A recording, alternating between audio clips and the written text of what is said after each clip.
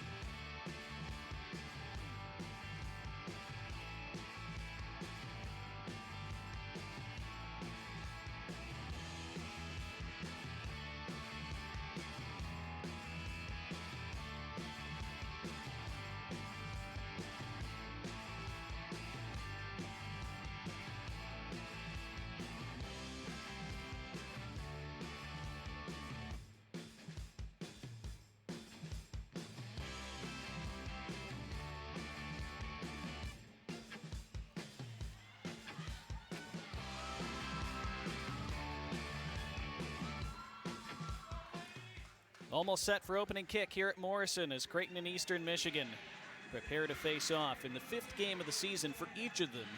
Eastern Michigan a 1-3 start. Creighton, as we mentioned in our open, they've won 3 of their first 4. Eastern Michigan have played a really tough early season schedule as we look at their starting 11 in this matchup today. Again, they haven't played in a week. Chelsea Abbott's in goal for them. They're a team that has some attackers that can cause some damage too. Yeah, and the one up front to watch will be Kristen Hullebarger. Tied for 11th in career points, 9th in career goals in Eastern Michigan history. Had a goal early in the season on a penalty kick against Oakland, their first regular season match of the year. So keep your eyes on number 11 at the top. And for the Creighton Blue Jays, again, as we said in our open, Skylar Heinrich, who leads them with a couple goals so far, not in the starting 11 today. Yeah, but Joelle Love and Cassie Legband, who we've seen both be really good off the bench, get the start today. Both of them probably playing on the wings. So against some taller defenders, some bigger defenders against Eastern Michigan, that pace in behind is going to be a big feature for the attack for Creighton. Katie Sullivan again in goal for the Jays, been so much better over her last few matches. As you look at Eastern's Aaliyah Frederick, a junior out of Linden, Michigan. This Eastern squad have 11 Canadians on their roster. They recruit heavily from Canada. They had 11 Canadians last year too. And they're all sort of in that Toronto sphere of influence, right around Toronto, which, of course, you know, Detroit, Ypsilanti, East Lansing, not too far from Ontario, obviously, but yeah, they recruit the Toronto area schools very heavily. We are underway as the Jays in their white kits today with the blue sleeves and white shorts. Eastern Michigan, as you see, in the green and white.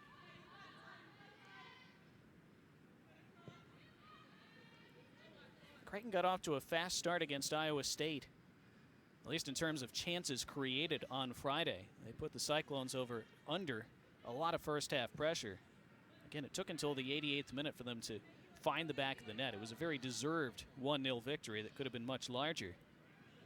But Ross Pauley was very pleased with how his team found a way to get that result after missing so many opportunities. Eastern with their first attack of the day. It was lobbed forward in the direction of Kristen Hollebarger, who was one of their leading scorers last year. Jays can't find their way out. Lindsay Shira stole it briefly. And now here's Taryn Jacobowski with her first touch. And immediately moves it to Jewel Love, whose first touch was not optimal. Yeah, not great from Love. Just tried to get going a little too quickly. She had plenty of time to settle and make a decision and just mishit it. Frederick. A one-touch move attempted by Paris Kerr, one of those Ontario natives John was mentioning. Yeah, Ontario is literally right across the Detroit River from the Detroit area. In fact, Detroit, Michigan, one of the only places, maybe the only place, where you can say you have to drive south in order to get to Canada.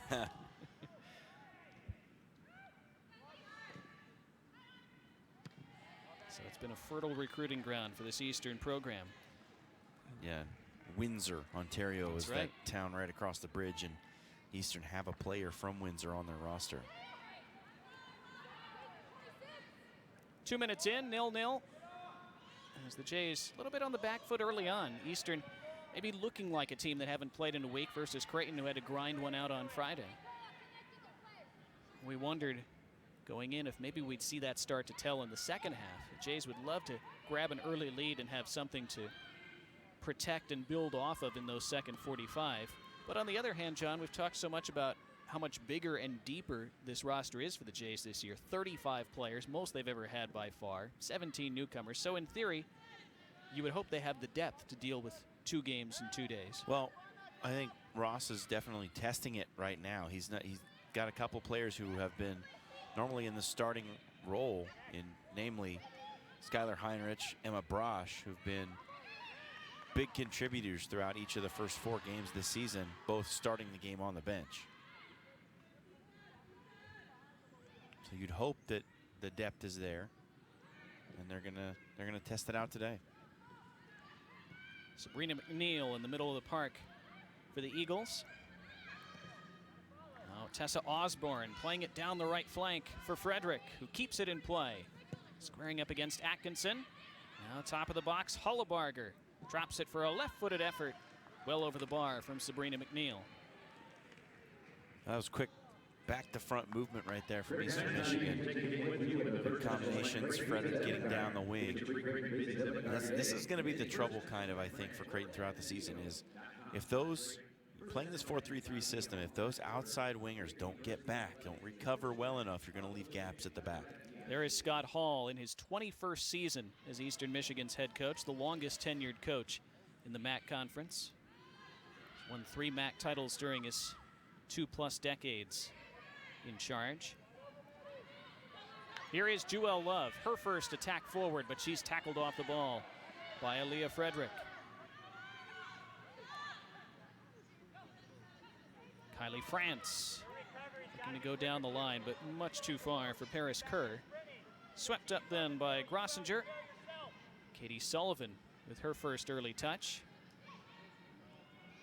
Katie Sullivan looking more and more confident each match for the Jays. Got off to such a tough beginning, conceding 2 goals in the first 10 minutes against K-State. Here is Taryn Jacobowski now for the Jays. 5th minute, 0-0. Little switch of play for Ashley Kurlock. Trying to return it to Jacobowski, but cut out by Frederick. Only as far as Atkinson. Ansley Atkinson. There's a good ball by Kylan Grubb, and now Love touched as around a defender. Jewel Love strikes it wide. A dangerous little run there from Jewel Love. Kind of misplayed the ball to start things off. Able to recover quickly and create a scoring chance for herself. Just had the wrong swerve on it. Take another look. Plays it off the defender. Not a great touch from Love right there. Bounces fortunately and is able to get a shot away. It's the old first touch off the defender right into your stride move. You Perfect. practice that, Yeah, right? every time.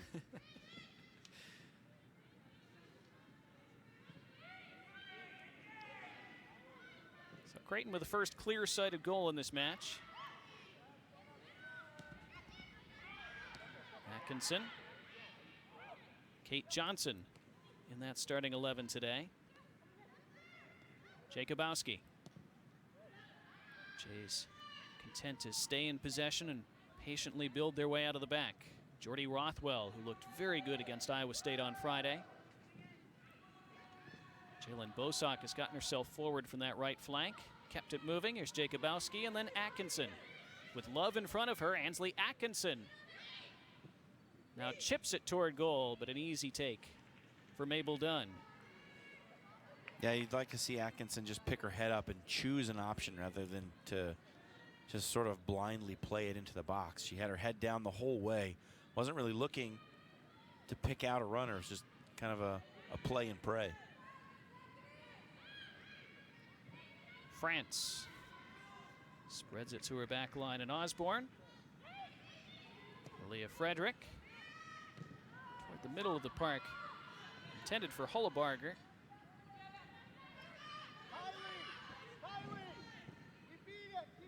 Back to Mabel Dunn in that gray goalkeeper kit today for the Eagles. Mabel Dunn stepped into the starting role for Eastern Michigan late last year after an injury to their previous starting netminder. He's kept the spot since. There's our first foul of the game as our referee Matthew Seam blows his whistle. Free kick for Eastern Michigan, just inside their attacking half. Yeah, Groschinger, she's not afraid of the physical contact. She'll stick a foot in, put a body on an offensive player. Does it right here. Bang. Yeah, that's a foul. Jays don't mind that too much, though. Anna Groschinger, a rock at the back for them early this season. Another player who was excellent against Iowa State on Friday. Ross Pauly very pleased in general with how much his defensive back line has improved early this year. As much as people are talking about the improved attack, as Jacobowski doesn't get to that one, it'll be a throw-in for Creighton deep in their own half. But he really feels that their defensive shape, their communication, just their ability to keep opponents out has grown rapidly, as you see Coach Pauly in his 5th season now at the helm of this program. And it's been a slow process, as he said, to build it up to where they are this year, and they still have further to go. But again, finally seeing some of the fruits of all that work over the last several years. As Eastern swing it into the box, but Katie Sullivan is there for Creighton. I mean, it is a fairly small sample size, Donnie, but if you look at last year through 4 games, the Blue Jays were 1-3. They'd scored 2 goals and conceded 7. Through 4 games this season, they're 3-1. They've scored 5 and conceded 3. So it's almost a mirror flip from what happened in the first 4 last year. They're looking to score the first one today. There's a chip toward the goal, but easy save. As Cassie Legband tested Mabel Dunn, but didn't test her as much as she would have liked. Well, Legband just trying to find some range there, see what Dunn has at the back. If she's going to spill it, maybe. Dunn's solid enough, but not a bad idea. Legband, not much else happening in the attack at that point, so you might as well take a stab at it. Good up and down action here as Eastern counter now. Madeline Olson on that left-hand side. Jinks her way into the box. Olson squares, and it's right at Sullivan, who smothers. And the Jays survive that as a good opportunity for Kristen Hullebarger. And with a lot of goal to aim at, instead sent it straight at the goalkeeper. A good positioning from Katie Sullivan. She was right there guarding that near post, knew the angle was going to be pretty sharp. When the ball came into Hullebarger, got down quickly. It's good goalkeeping.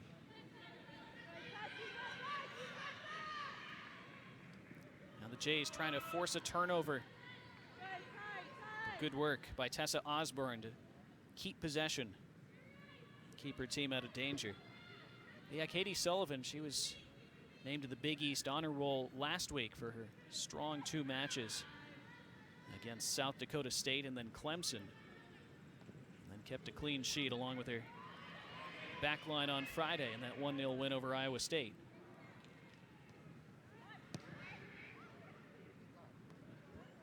Just over 10 minutes in. Goalless at Morrison Stadium on a still mostly overcast Sunday afternoon. The sun has not been able to fully break through yet, although it's trying. Which makes it a beautiful day to go play a game. Absolutely. Not too hot, not too cold. No sun interfering with a high cross when you have to look up into the sky. As these are the days where you feel like you could run forever. Yep. The humidity isn't there, sapping your energy and making it hard to breathe. Just a great day. Media is proud to support Creighton athletics. Why wait to promote your business? Billboard. You know, I know everyone loves the bright sunshine, but from an athletics perspective, I'll take cloudy skies all day long. Yep, yep. And I say you could run forever in a day like this. We could have in our late teens and early 20s. Well, maybe you could, Donnie. Now, maybe in this weather, we could run for 10 minutes or so, as opposed to 2. Then we'd need a break. But for these athletes who are in excellent shape, it's a great day to play soccer.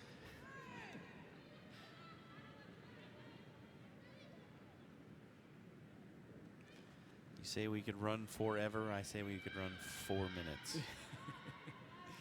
But they'd be a great 4 minutes, darn it.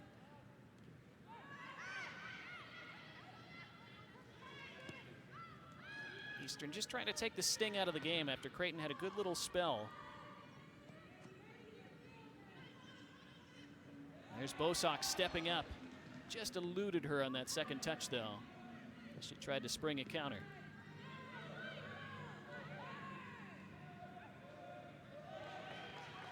It's a fair challenge initially by Kate Johnson, but now the whistle is gone. So apparently, Matthew Seam did blow for a foul against Johnson. Free kick to the Eagles. Tessa Osborne standing over it.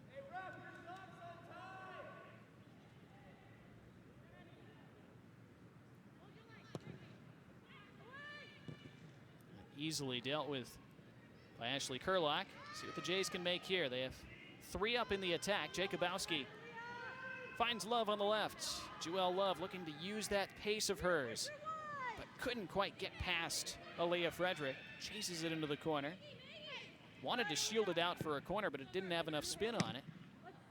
Now it's swung out of the box by Haley Townsend. Kylie France with some time. Frederick looked a little dangerous initially, but fortunately she didn't put a lot on it, and Mabel Dunn able to cover her near post.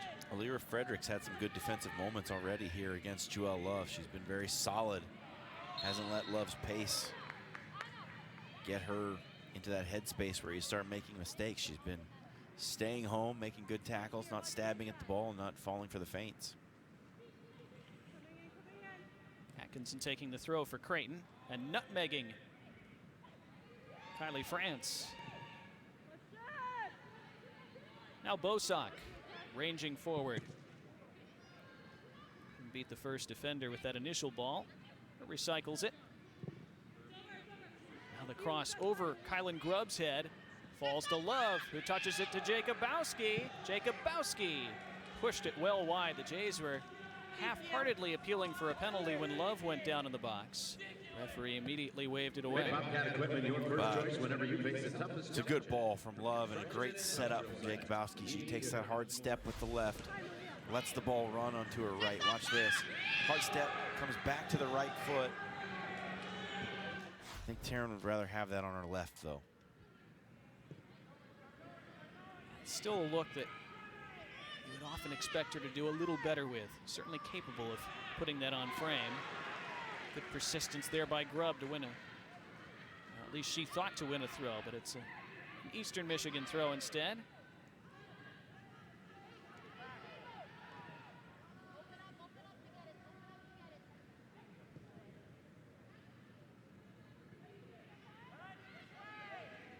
"15 minutes in. Creighton with 3 official shots, Eastern Michigan with 2.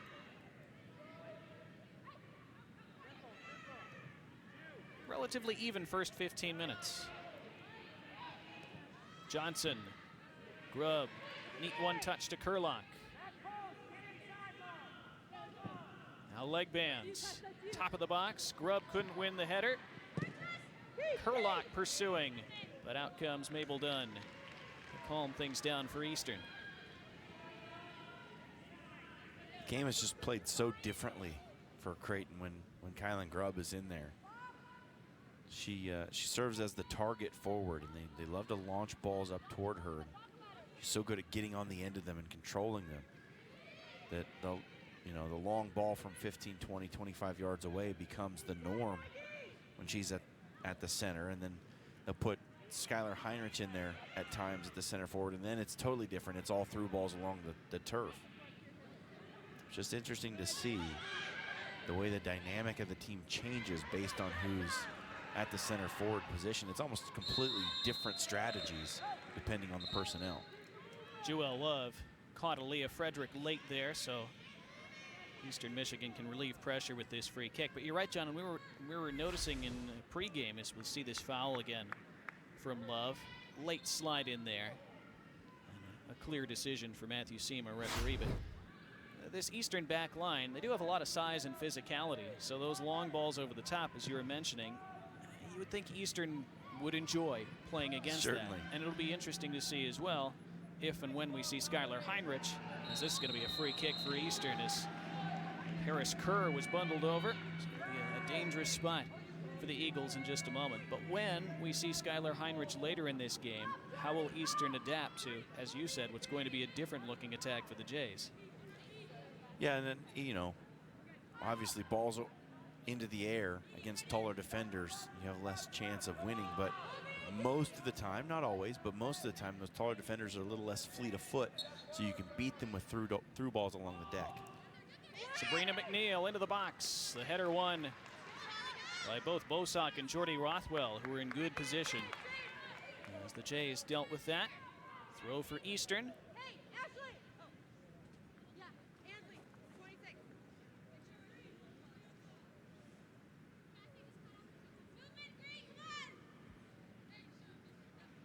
Shira taking the throw, bouncing it into the box. Now the square ball, and 1-0 Eastern Michigan as the Jays caught sleeping from that throw. And it was Sabrina McNeil who finished off the feed from Paris Kerr. 18th minute of the match. Eastern 1, Creighton 0. Well, Sabrina McNeil's a clutch goal scorer for this side. She has 4 game-winning goals in her career. She just put one away right there. Just fell asleep with the far post.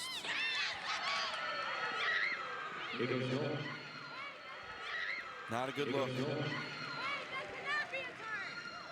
The Jays will be disappointed with their defense there. Again, for all their improvement this season, that was, as he said, not their best moment. And now, an opportunity to respond to an early setback, and we saw them do that against Kansas State in their season opener.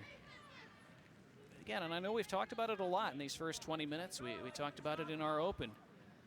Now you're behind to a team that's fresh when you just played 2 nights ago in a pretty emotional game on Socktoberfest. This is going to be the first corner of the match for Creighton. Nice work in the corner by Cassie Legband to win that. Yeah, but the important point for Creighton now is to just not try to get it all back every trip down the pitch. Stay patient, keep working the system. Here is Skylar Heinrich checking into the match for the first time, replacing Kylan Grubb. As Legband takes the corner. Chipped on top of the goal, and Bosock levels the score for Creighton. Jalen Bosock, always a threat in the box. Nearly scored twice on Friday against Iowa State and planted her header into the corner. And just a couple minutes after they've fallen behind, the Jays are back on level terms. Creighton 1, Eastern 1. They call her J-Bo. Heads it straight down, perfectly executed downward header from Bosock. And that Eastern Michigan lead doesn't last long, Donnie. We asked what kind of response we'd see. There you go. So much for staying calm and executing the system. Well, that's one way to stay calm and execute. And let's credit Cassie Legband, too, because she won that corner in the corner, then took the corner and put it right on Bosock's head. Assisting on the goals, number 25, Legband, 1909, into the game.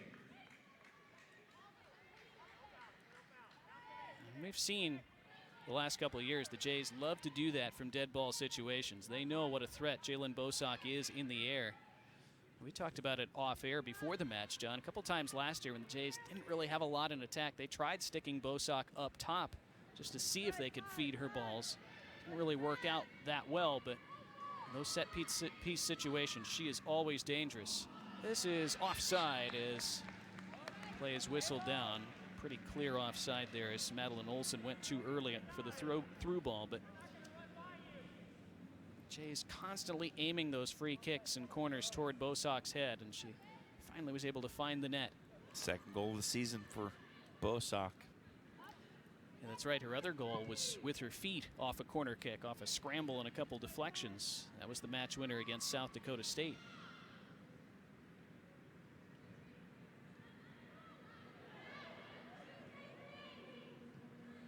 I don't envision Jalen having to play much forward this year. No. Jays have a little more depth in that forward line this season. Just a little, to put it mildly. There's Jacobowski, nice turn. And then Jewel Love. Jays now seeking the lead. Love, again, that's a heavy touch, but she gets it back. Let Jacobowski have it, and Jacobowski on a mazy run. Jacobowski with a cross, still loose at the top of the 6, and then cleared partially away. And Heinrich was almost there to pounce on it. Just got out in front of her. Here's Jacobowski again with the blast. Curled it wide of the left-hand post this time.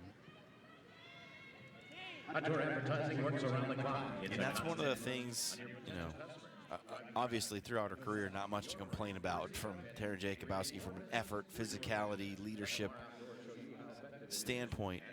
But at times, she's just a bit wild with the shot.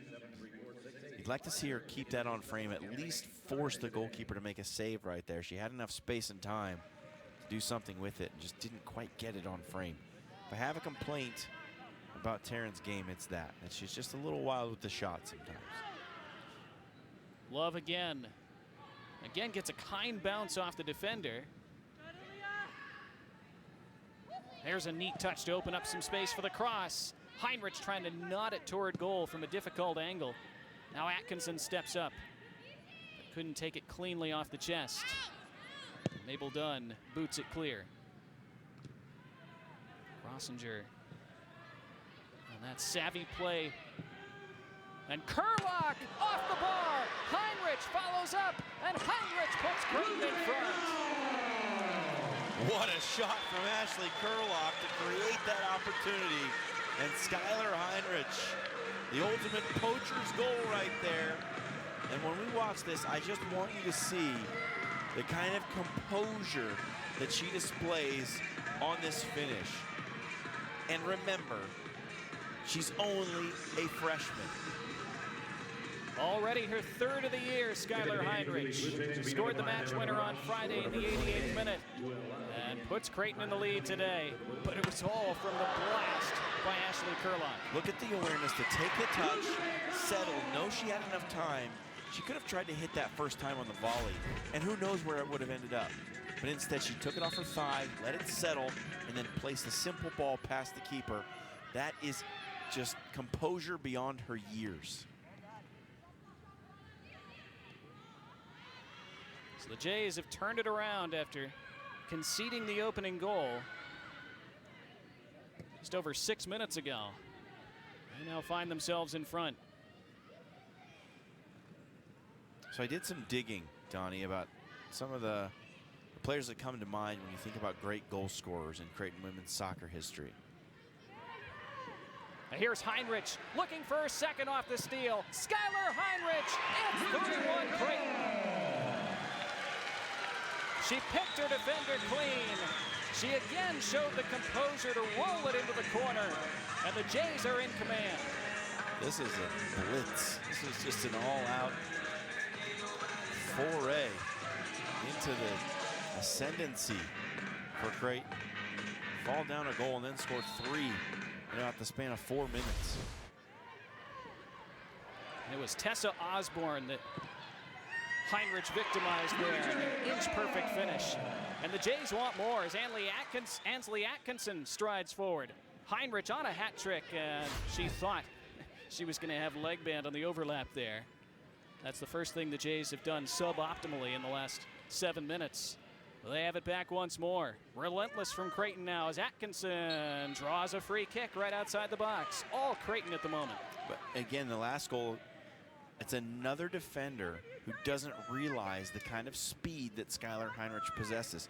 Osborne, very casual, thought she had time, she could settle it, she'd have time to do what she wanted, but before she knew it, right in her face was the flying little number 20 and picked her pocket.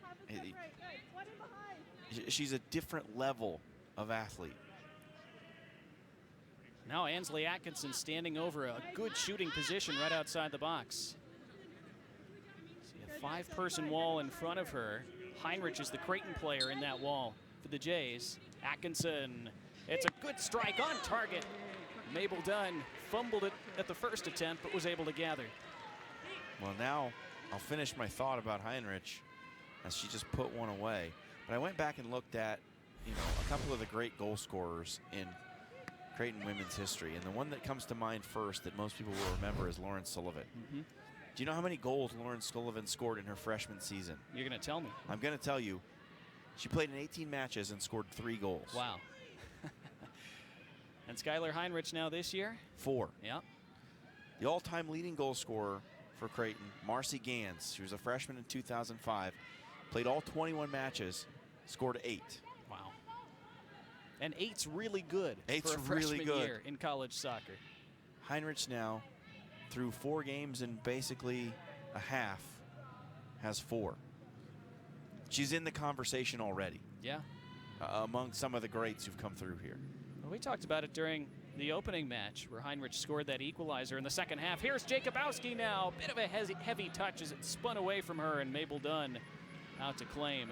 But we talked about it during that first match, John, after Heinrich scored her first collegiate goal. And again, so much hype and so much expectation coming out of Elkhorn High, a local kid, 103 high school goals. We talked about all of that. And we said, you almost hesitate, you're a little afraid to talk a freshman up too much because usually it takes them some time to acclimate to the college game. Skylar Heinrich, no, she looks right at home.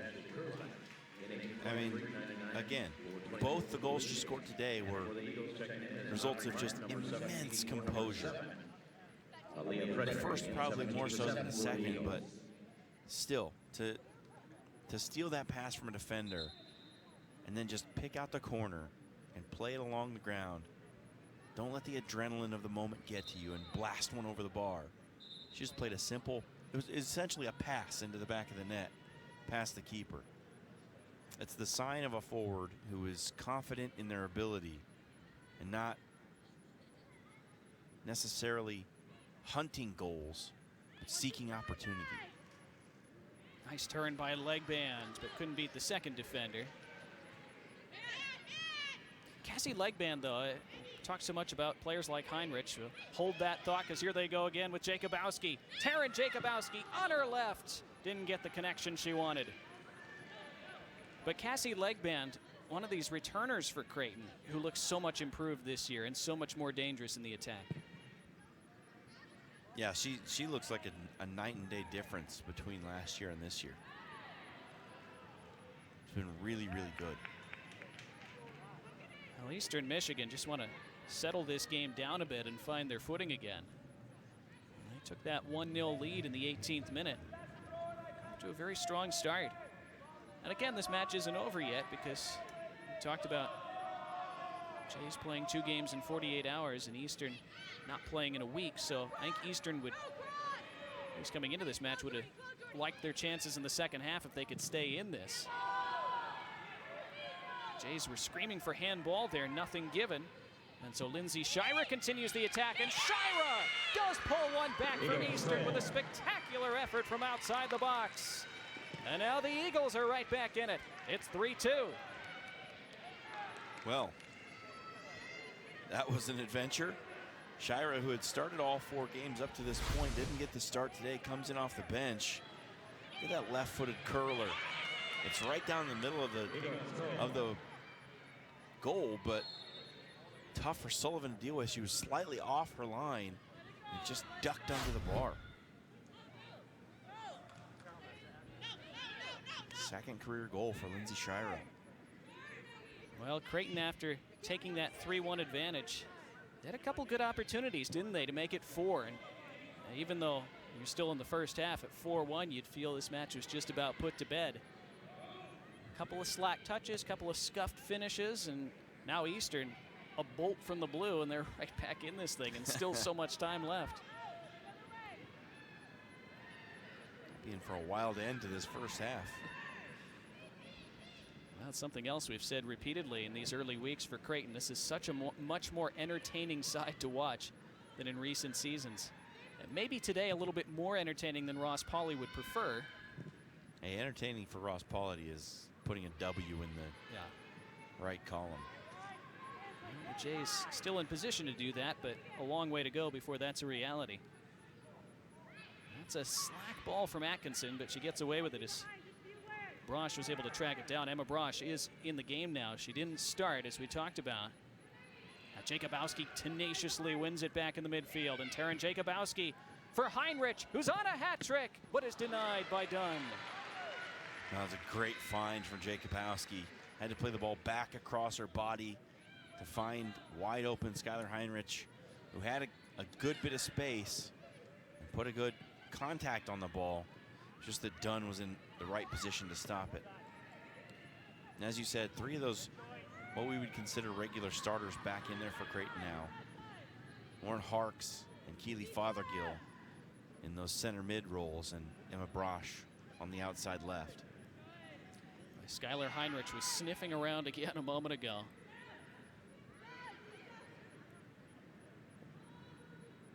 And now Lauren Harks just into the match a few minutes ago. Initially won the ball, but then the spin ran away from her. It's going to be a throw for Creighton in their own half. Inside the final 15 of the half, just over a half hour gone in this match. Feels like we've had a few matches worth of action.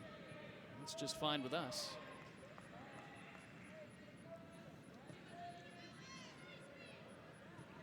Sure feels like there are a lot more goals in this game still.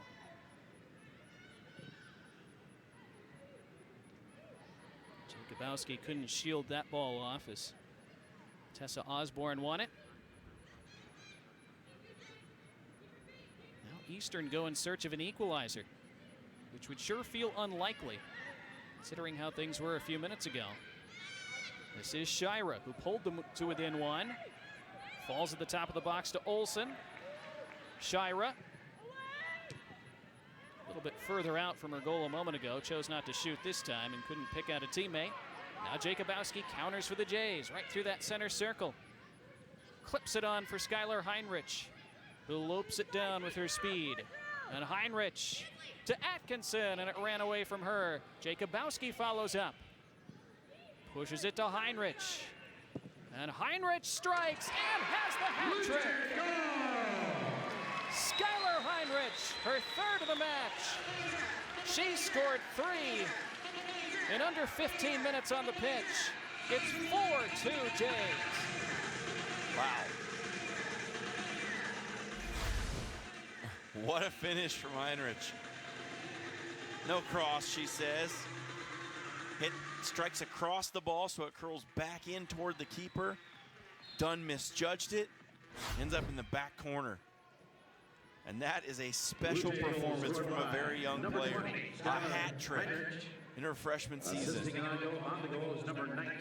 Goal number 5 on the year. Now Eastern have a corner at the other end. They were looking for a penalty as they went right back on the attack. Madeline Olsen went down under a challenge, but went down a bit easily, the referee thought. Matthew Seam calmly pointed to the corner flag instead. Again, Eastern serving notice that although their defense is having all kinds of issues handling Skylar Heinrich in this Jays attack, they're a long way from being out of this. Corner to the top of the 6. Sullivan couldn't claim it cleanly, but it was booted clear by Harks. What a crazy, frantic, chaotic match we have here at Morrison today. If you're just a neutral soccer fan, you love it. You like goals? We got some. If If you're Ross Pauley and Scott Hall, you're probably pulling your hair out a bit, but such is the life of a head coach.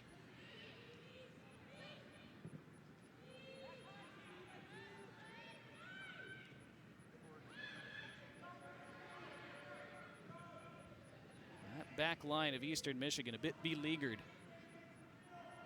Again, they looked pretty composed over those first 15, 20 minutes, but that was before Skylar Heinrich entered the match. And it's Heinrich who wins that ball. Jacobowski brings Keely Fothergill into the play. Fothergill subbed onto the pitch recently. She's another who's had a strong start to this season. Brosh. Fothergill again. Jacobowski let it run. And now strides forward and earns the free kick. More trickery from Taryn Jacobowski. Yeah, she loves those little clip turns where either she drags back and spins on the ball or just lets it run through her legs and turns into the defender. You're going to create contact and either you're going down or the defender is going to be left in the dust. And this time it's the contact.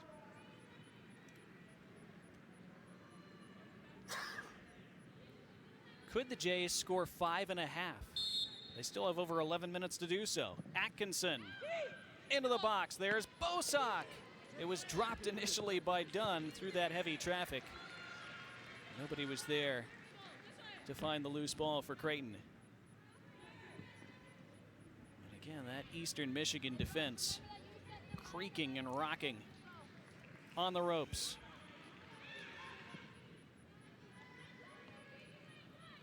But they've still looked potent going forward, so who knows? No. Eagles come in with having lost 2 straight, been shut out in their last 2 matches, 2-0 to Michigan State and 5-0 to Louisville, who is a fringe top 25 team.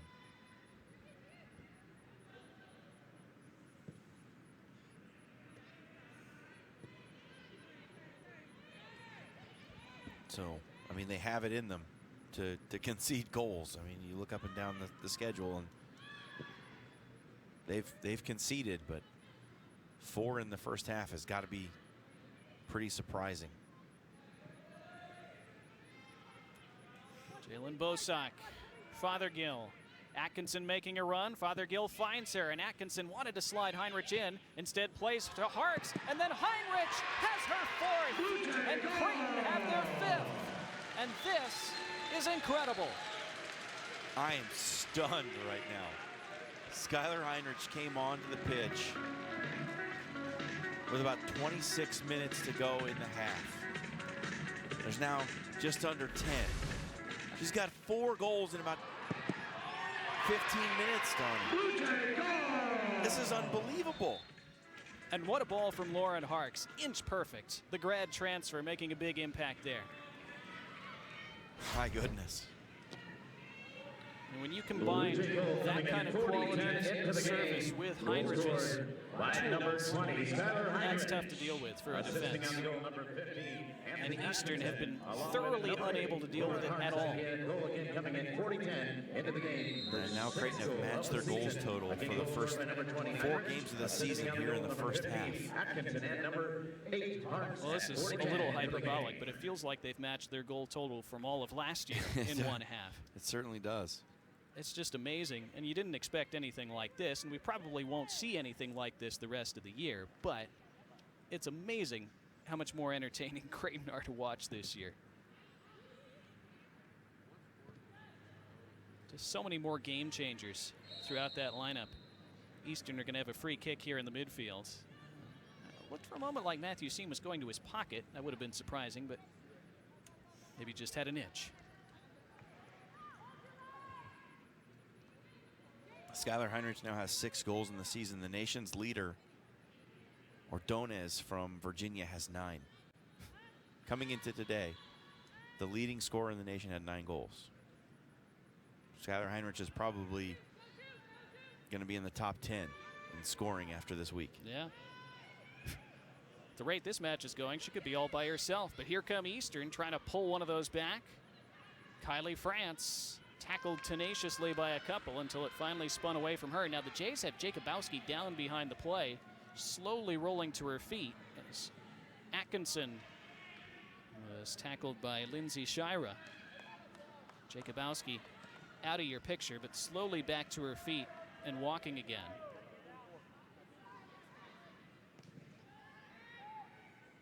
Now Harks, who's so good at finding those pockets of space in the midfield.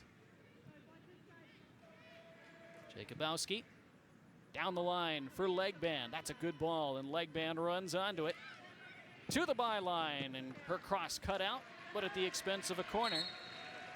And the Jays are looking for half a dozen in this first half. Another Mattress Factory quarter. It's amazing. You and I did the match a year ago, Donnie, when they were beaten pillar to post by Georgetown 7-0 on the pink out game. And at that point, you just started to wonder what is going on. Yeah, you really how do you did. get beaten 7-0 on a game that means so much to the program and the community?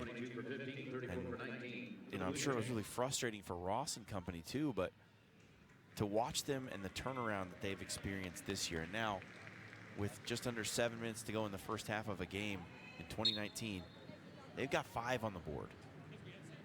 Jenny Grissom just in the match takes this corner for Creighton. And Harks with the one-time effort off the skim. Couldn't make a connection. But the attack continues. Rothwell. Bosock turns. Jalen Bosock with the strike that was off a defender. Clipped over the top. Heinrich was offside and couldn't play that. And so Dunn gratefully does. Fans, check out the Players Club at Deer Creek, the area's only Arnold Palmer's signature golf course and 27-hole private facility located. If I'm remembering the statistics correctly, Donnie, there's a player from Louisiana Tech who's also got 9 goals, and it's a bit unfair because I believe she scored 6 against Alcorn State when Louisiana Tech beat Alcorn State 15-0. Well, if Heinrich plays a lot in the second half, she could have 6 by the end of today. It's one of those halves, isn't it? You say this so much in soccer. You talk about a team playing really well in the attack in a half or in a match. You say, well, they could have scored 5. Well, today they have. They have. They've taken those chances, almost every one. The only difference is today they could have had 8 by now. Substitutions in for the Blue Jays. Eastern Michigan make a double substitution. The Jays, meanwhile, send Leah Hoynes onto the pitch. For the Blue Jays and for the Eagles, checking in is number 6. Hoynes replacing Cassie Legband, who's had an excellent first half. Deserves that high five she gets from Ross Pauley coming off the pitch. Number 5, Maggie McCullough in 6 for 9, 16 for 5 for the Eagles. Final 5 minutes of the half, and Eastern Michigan would like to just get to the locker room and try to regroup somehow. It's a bit of a dangerous ball, but it did find the feet of Tessa Osborne.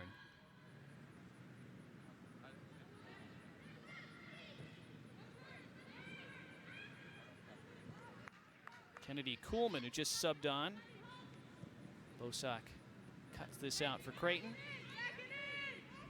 Now, if you're the Jays, you just want to get to the half with this 3-goal advantage. Certainly. Don't give Eastern any life before the break. It's not a given the way this match has gone. Paris Kerr was able to find a teammate, and that turnaround effort from Kuhlman skimmed off a defender and into Sullivan's arms.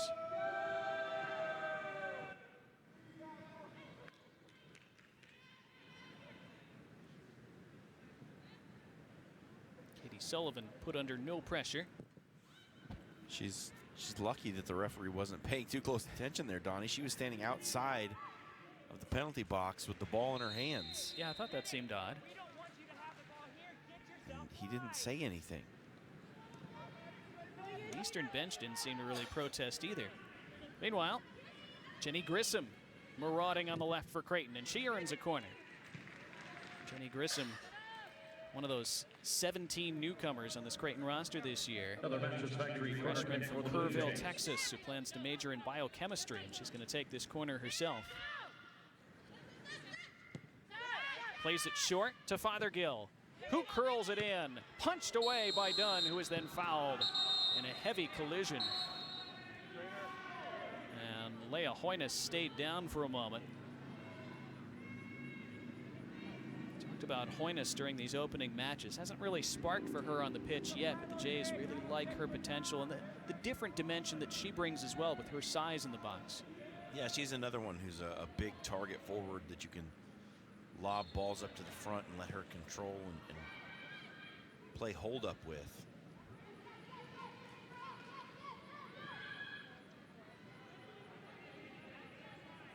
She's a little bigger version of Kylan Grubb, essentially. Kylan just a more experienced player at this point. Foul called against Creighton's Emma Yackley, who's also subbed on.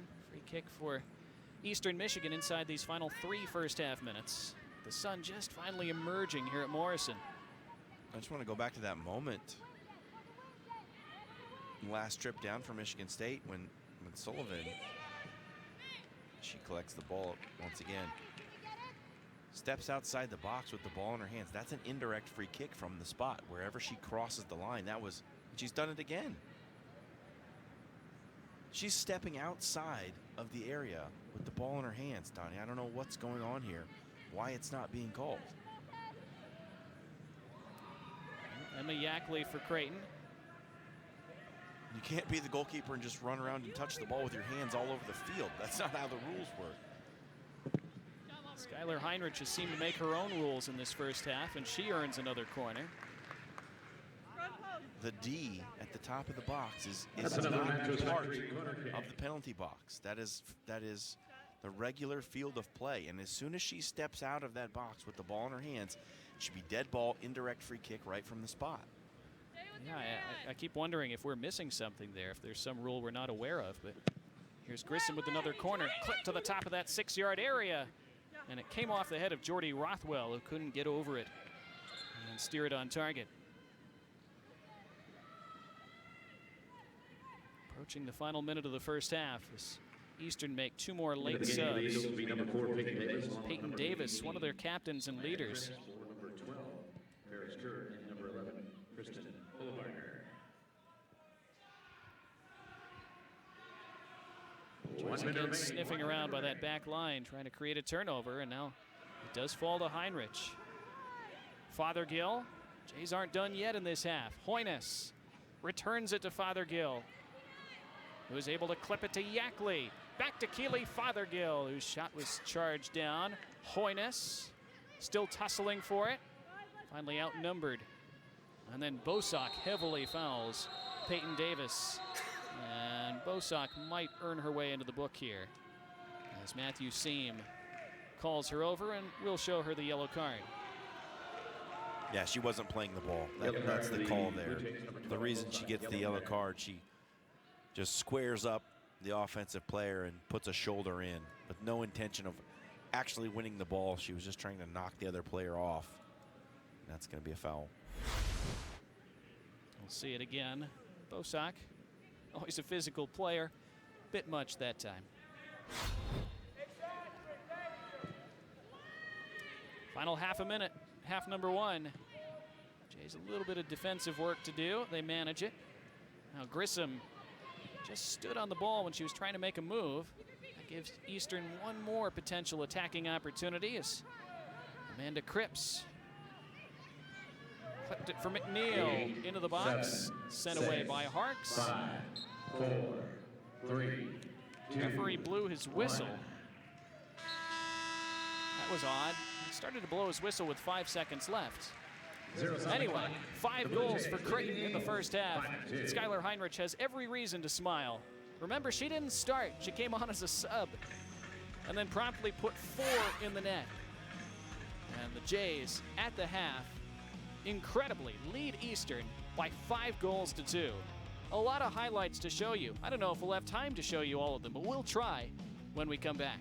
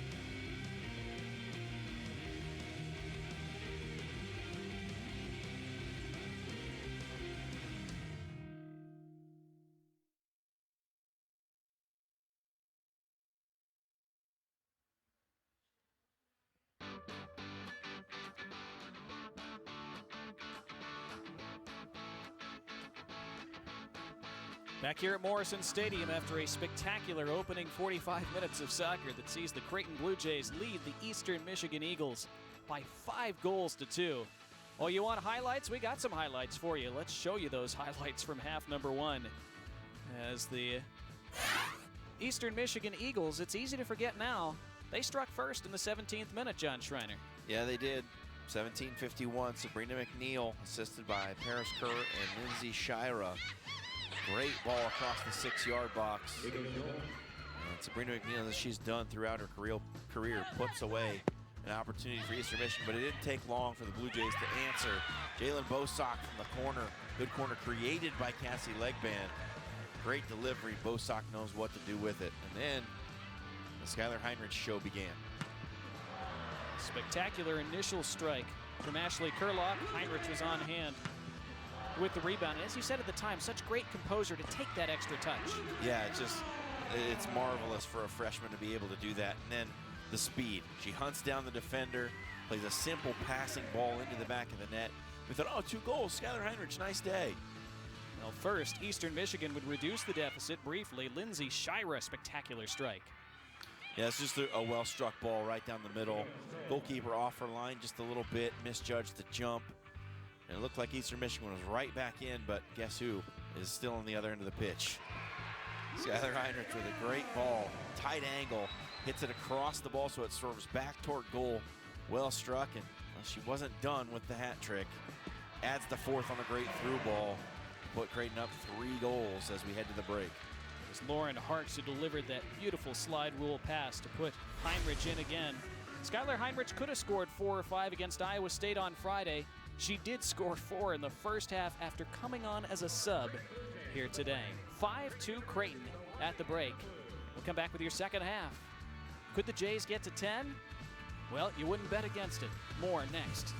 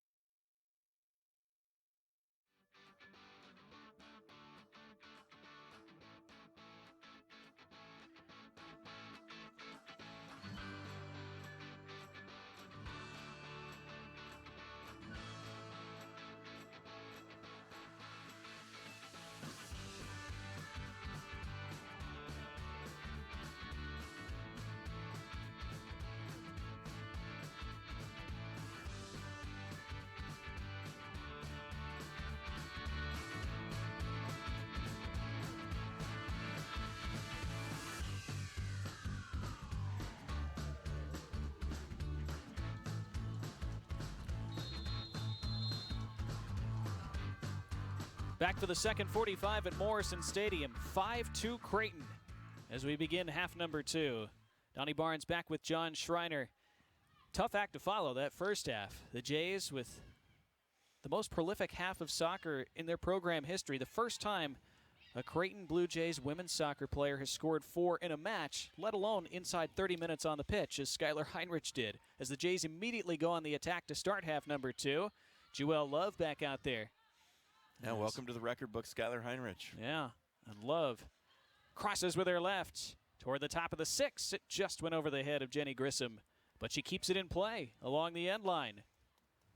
And Grissom's cross, and Love just misjudged the angle. But Creighton immediately serving notice that they want more. Well, Heinrich now the single game Morrison Stadium record for goals in a match, 4. The previous was 3. Madeline Olson with a ball for Amanda Cripps, whose effort is on target, but Katie Sullivan keeps it out. And she's now tied for the single game record for goals anywhere in Creighton women's history with Crystal Campa and Jessica Powers, who did it twice. So she's just the 3rd player to ever score 4 goals in a match. Yeah, it's a good clarification. So it's the first time a Jays women's player scored 4 here at Morrison Stadium. The 3rd time it's happened overall. And Heinrich could still break that mark in the second half. She's not on the pitch to start half number 2 as Love crosses once again. Leah Hoynes sniffing around and out to claim Mabel Dunn, and then she's fouled by Jacobowski. But more chaos and danger posed by the Jays in the first 2 minutes of this second half. A good effort by Hoynes there to get back on it.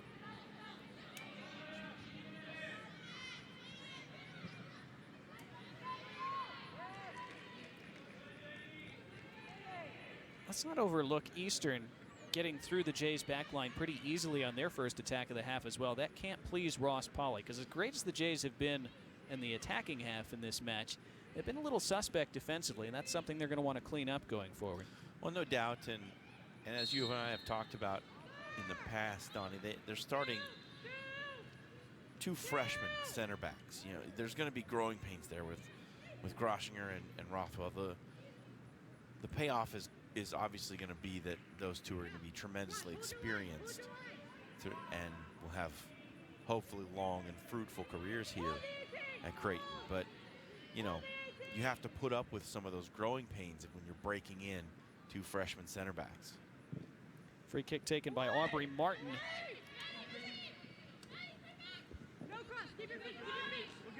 Little shoving match there, won by Madeline Olson. Play on, says the referee. And Olson's attempts were cut out, but now back into the box it goes. And a foul there. Blown against Peyton Davis. Good job by Gabby Grimaldi to be there. Cut it out.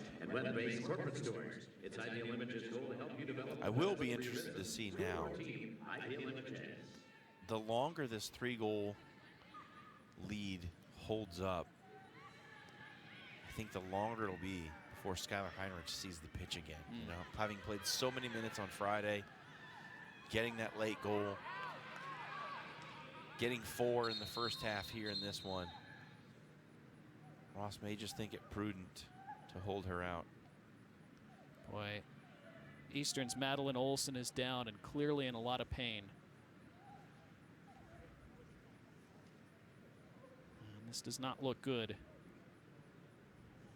Both teams are going to come over to their respective benches as Olson is attended to.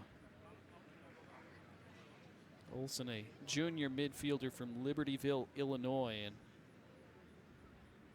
just looked like her foot slid out from under her. And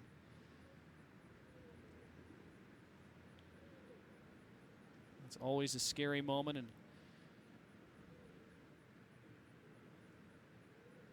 see head coach Scott Hall kneeling over her. Olson just pursuing the ball. Ooh. And a stride out and win that ball on the stretch. And you could see that knee buckle. Yeah, it didn't look very good, Donnie. It's cringe-worthy for sure. We can only hope that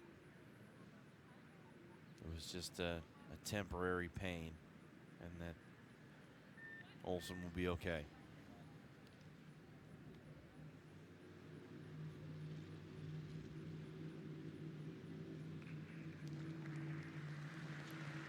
Well, it's good to see her at least be able to heavily limp off under at least part of her own power. As you said, John, you hope that's not as serious as we initially feared, but certainly send our best to Madeline Olsen. Yeah, and sometimes when you get hit like that, the knee, that it can just shift a little bit on the meniscus in there that keep the two bones from separating. And it's a scary feeling. Yeah. Because it feels like you've just broken everything in your entire leg. And, you know, it is painful, there's no doubt about it, but it's more scary than anything to feel that joint move. I mean, you're an athlete, you know what happens when your knee moves like that. There's a ligament tear most often, and then you've got a year of rehab trying to get back. And it's incredibly scary, but sometimes, you know, it's just, you're going to have a bruised meniscus, and you know, you're out a few weeks, and everything's back to normal. And that's, you know, certainly hope that it's nothing more than that for Madeline Olsen. But it is tremendously scary to feel your knee joint move that way.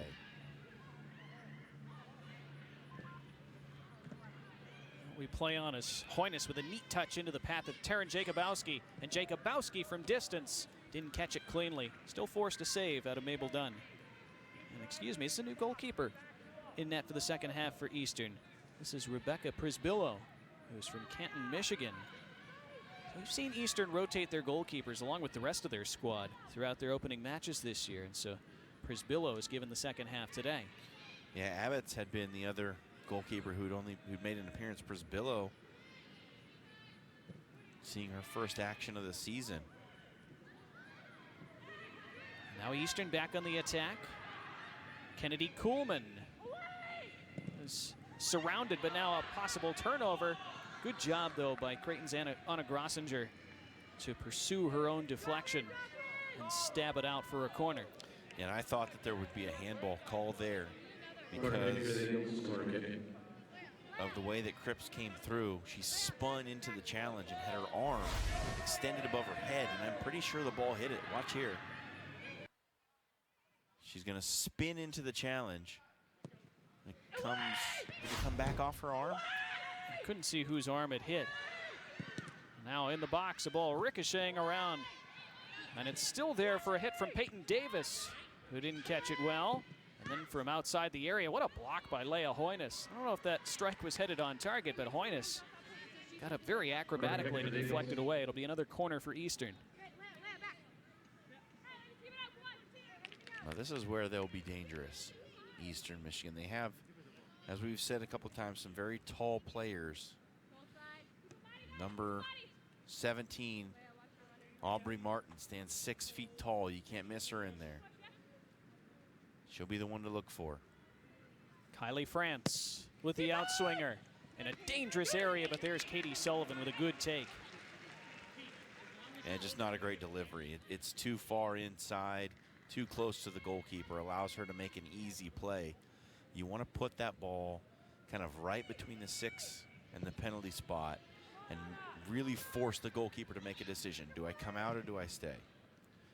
There was Rebecca Prisbillo coming far out of her 18-yard box to confidently clear that ball. And we're 7 minutes into the second half. No goals so far in this half, which feels a little shocking after those opening 45, although we did go almost 18 minutes before the first goal. And then we had 7 in about a 25-minute span. Less than that, actually.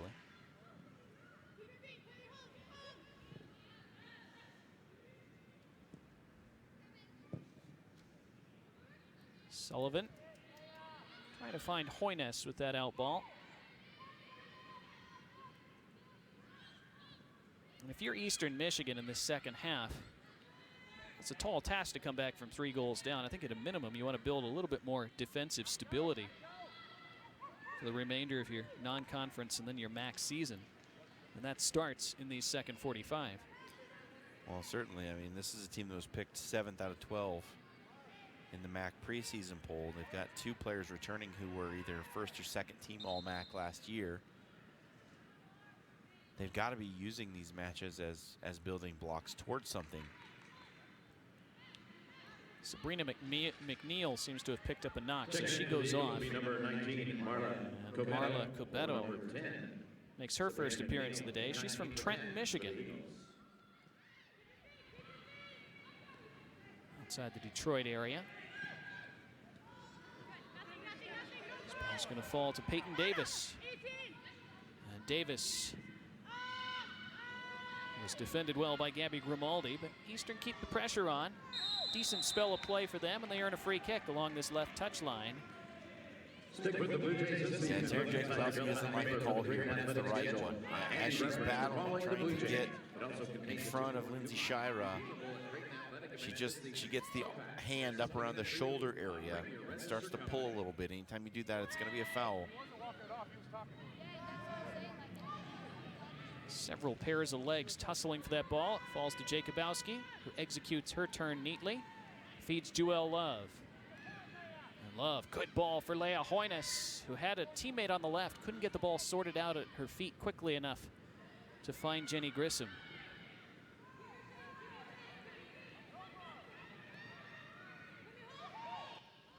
Forward ball, easily tracked down by Jordy Rothwell. Her ball out, deflected for a Creighton throw. 16 shots for the Jays, 8 for Eastern. Still with over 35 minutes to play. Jacobowski never shy about steaming into an aerial ball, and she took a heavy collision, it looked like, on the jaw there.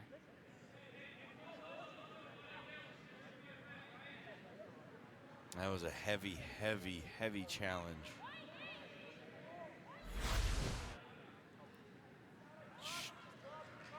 Just jumps straight in, does Townsend. And honestly never looked like playing the ball. No. Yellow And it looks like number 22 for the Eagles. Haley Townsend. Townsend has been shown to yellow. I didn't see the yellow shown initially. We were looking at Jacobowski as we see this heavy collision again. Oof. Shoulder right to the jaw for Jacobowski. But Matthew Seam, after showing that yellow, it looked like he was walking over to Ross Pauley. I thought he was going to show the Creighton head coach a card, maybe for dissent, but no, the card had already been shown to Haley Townsend. First yellow of the match for Eastern Michigan. Jacobowski, as usual, looks like she's going to walk this one off, which that's a concerning one anytime you see that head-to-head collision. And Jacobowski not only re-enters, but takes the throw as she's re-entering. I'm not sure I've seen that before. Never before. I wasn't sure that was allowed, actually, but I guess so. And Jacobowski immediately back into the tussle and earns a throw for her team. Put that one on the bingo card. Well, we've seen a few things that we haven't seen in a while, if ever before, here today. 7 goals in the first half, 4 for one player. Things are getting a little heated in this second half. Those physical challenges are picking up. Jacobowski, who often gets under the skin of her opposition, appears to be doing that again. There's Jewel Love with a nice challenge, and the Creighton bench and fans appreciate that. Ashley Kurlock. There's a great distance strike in the first half. Rang off the crossbar and set up Skylar Heinrich's first goal. The Jays lose it along that touchline, and that allows Amanda Cripps to steam forward. Square ball. A little over ambitious. The Jays cut it out, and now they can counter. Jacobowski feeds Love. Jewel Love. A little bit of a heavy touch. It rolls to Hoynes. Love. Jacobowski was caught a little flat-footed by that ball. Came off Grimaldi, who wins it anyway. Left Kurlock with a lot to do. Throw in for Eastern. The play just a moment ago with Grimaldi down here on the near sideline. She's got 2 EMU defenders on her back and the ball rolling along the touchline. Instead of just ushering it out or kicking it out, living to play another day, she tries to play it back inside. Big mistake. That second Eastern Michigan defender runs onto it. Ultimately, nothing came of it, but it's a giveaway opportunity. Now huge gaps in the back for Creighton. Here's Cripps for the Eagles again.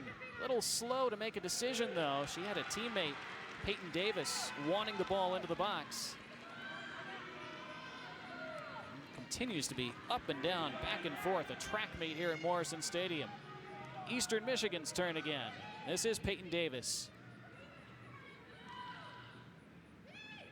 Doesn't have a lot up with her in attack this time. All into the box, dealt with by Grossinger. Now Nicole Remedios, very ambitious. Very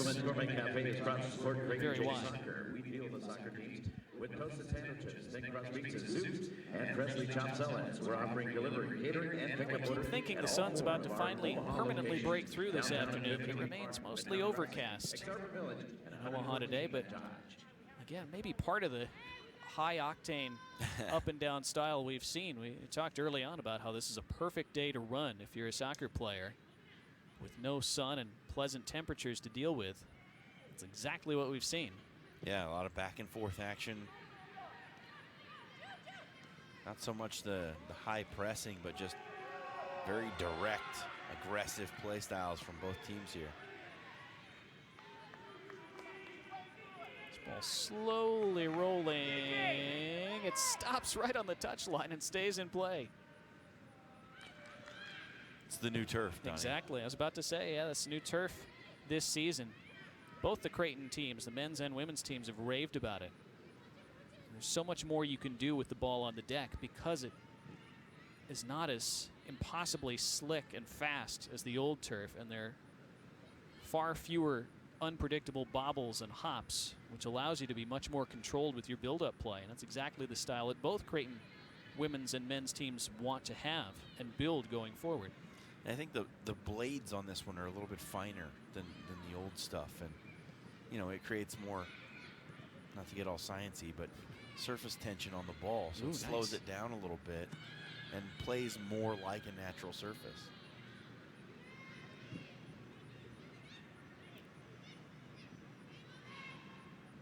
'60th minute of the match. Creighton maintaining their 5-2 advantage. All those goals coming in the first half. That looked like handball. It is. Free kick for the Jays. And see, that one's unfortunate for me, less so than the one that happened earlier. Because it looked like Towson had her arm sort of across her body and hand up by her face. That's usually not going to be called. We'll have another look. It's tough. I mean, the arm's coming back down into a natural position. It's pretty tight to her body. That's an iffy call for me. Handball rule always open to interpretation. Taryn Jacobowski, meanwhile, with a free kick. Strikes it just wide of that left post. Looked as though Prisbillo had it covered.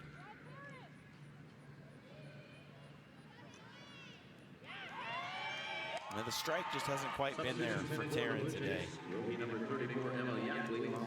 Meanwhile, Haley Block off camera as you see her replacing Emma Brosh. Haley Block has made her 2019 debut.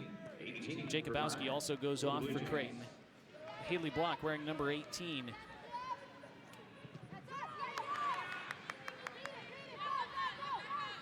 And it's great to see Block back on the pitch. More on her in a moment as the Jays trying to press, create more tension on that Eastern back line, and Jewel Love wins the ball. Love past one defender. Couldn't get past a second. Jenny Grissom tracks it down.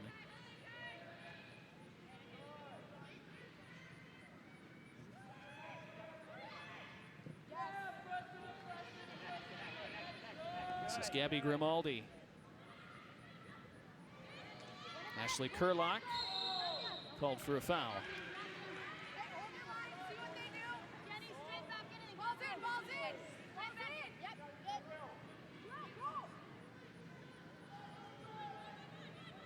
It was just about this time in the first half when we saw Skylar Heinrich come on.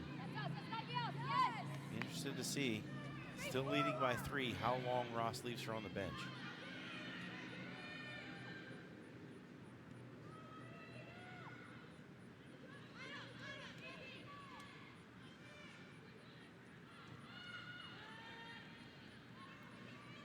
Yeah, it's really about who scores the next goal, isn't it, John? Because if Eastern get that next one and make it just a 2-goal advantage again, then you might see Heinrich again. But I'm with you.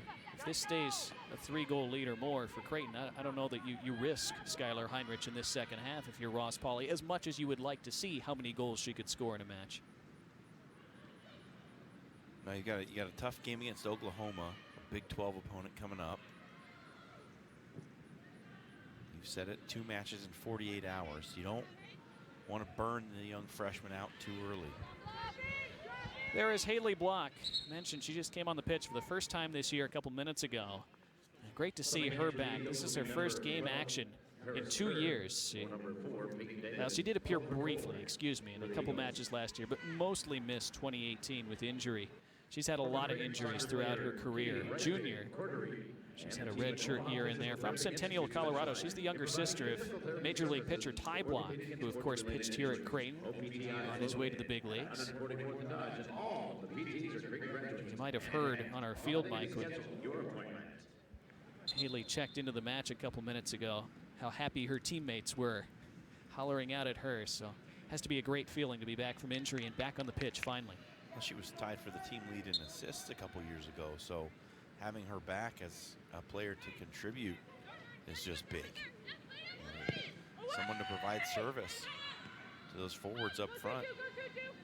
This ball falls to Lindsay Shira, who scored from distance in the first half. The Jays were not going to let her do that again, and Jewel Love specifically in a wrestling match with Shira. And referee Matthew Seams going to try to calm this down. We'll see if he cautions somebody. I bet they both see yellow here. I see Jewel Love trying to say, what, me?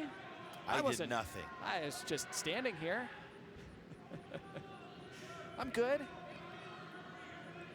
this point, though, Matthew Seams' mind is made up on what he's going to do. You're not going to talk your way out of anything. The only thing you could possibly do is talk your way into something worse. Looks as though he's inclined to keep his cards in his pocket here and just issue a warning. Oh, no, now he does show the yellow. Both of them got yellows. Yeah. That's what I thought would happen. It's a hard challenge, and the ball then gets stuck. Both players trying to stand up. It's a fair initial challenge by both of them. They're tussling for the ball. It's physical. That's fine. It's the little afters. It's the yank and pull by Jewel Love, and then the sling to the ground by Shira. So they're both guilty of contact after the whistle, as they say in hockey. But a deserved yellow each way. There's some confusion as to whose ball this should be. Looks like. What's the call? Somebody's yelling from the pitch. Nobody's quite sure whether this is a free kick for Eastern, or are they going to just do a drop ball here? You see Ashley Kurlock talking with Matthew Seam, who I think is communicating with his fourth official on the touchline, and it is a free kick for Eastern apparently. Kylie France. It's unfortunate. I mean, unless it was called a foul on Jewel Love, and then there was extracurricular contact that resulted in the yellow for Shira. That's the only way this can be the right outcome here. Well, it is Kylie France lined up over it. You see her teammates bunched toward that top side. Will France have a strike at goal? She does. It's a good one. It's tipped onto the bar. The follow-through is a brilliant save from Sullivan, and then it's cleared by Grimaldi. Unbelievable. The second save by Sullivan was fantastic. Eastern have daylight on that right side. Now from the edge of the area, curled effort is high and wide. Substitutions in for the Blue Jays. As we see this save again, the first save was good. This second save, well, that's even better.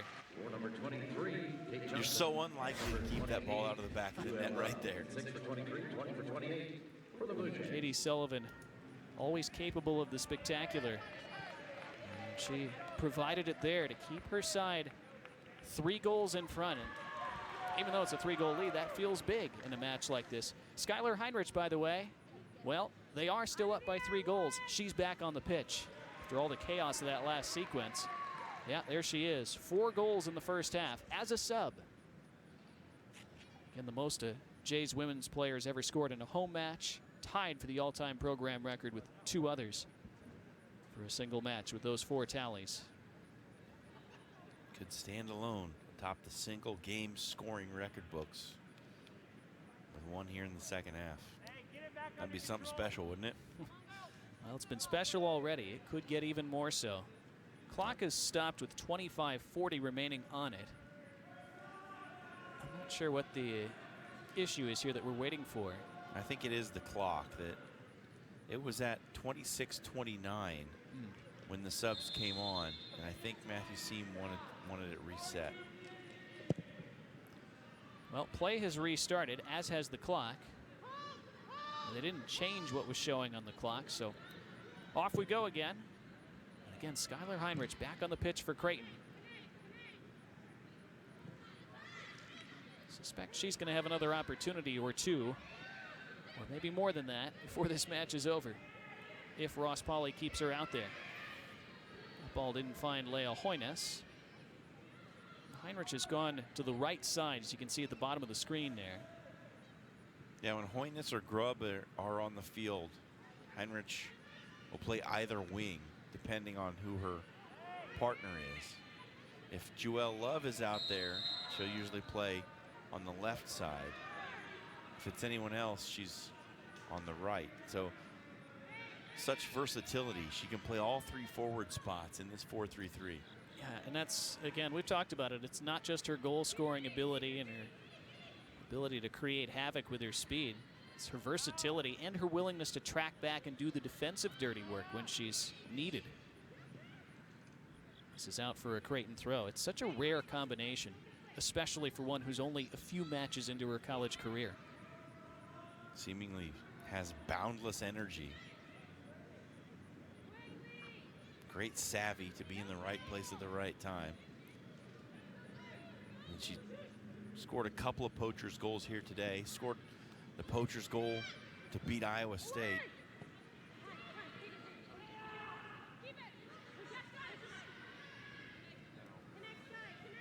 Here is Heinrich. As we just said, dropping all the way back in defense. Playing it out herself. Kurlock over the top for Yackley, but beaten to it by Rebecca Prisbillo. Another thing that's exciting about this Jays attack this year, they could find ways in so many different ways. They're still not afraid to sometimes go direct with that ball over the top because they have the speed to exploit that. But they can also show the skill to keep it along the deck and play between the lines. And here come Eastern. They've had plenty of attacking intent themselves in this match. Took a brilliant Katie Sullivan stop a few minutes ago to keep this at 5-2, and Eastern are going to have another free kick in their attacking half here.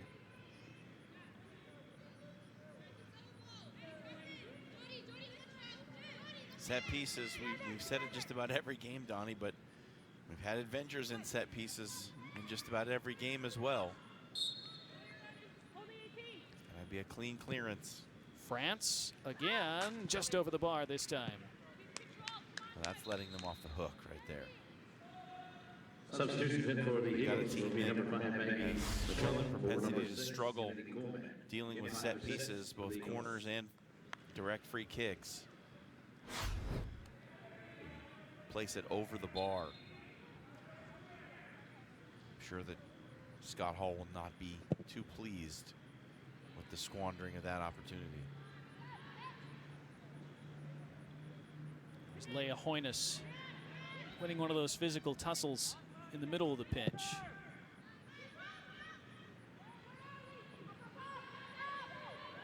Yackley trying to chase this ball down. Nearly did, but it was Shira who initially won it, but the Jays get it back. That was overhit by Grimaldi, out for a goal kick.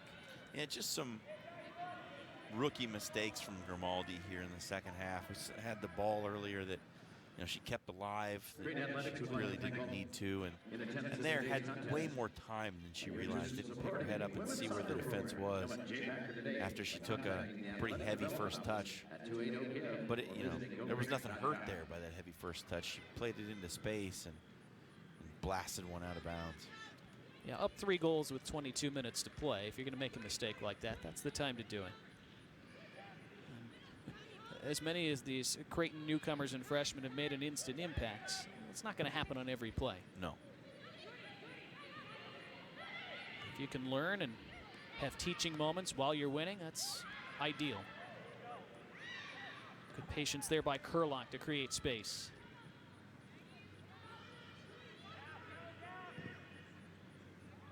Block toward the top of the area, and now Heinrich on the prowl again, and Yackley's shot was blocked, and somehow it falls to Brisbillo, who gathers.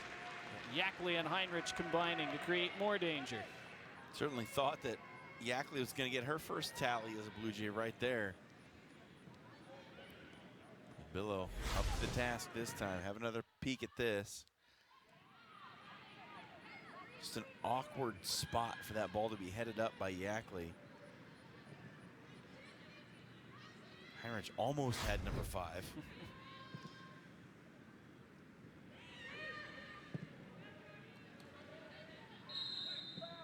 You do wonder if this match had been played on a Friday, Creighton's first match of a weekend, and Heinrich, if she'd started like she normally does and normally will, played almost every minute, how many goals could she have scored on a day like this?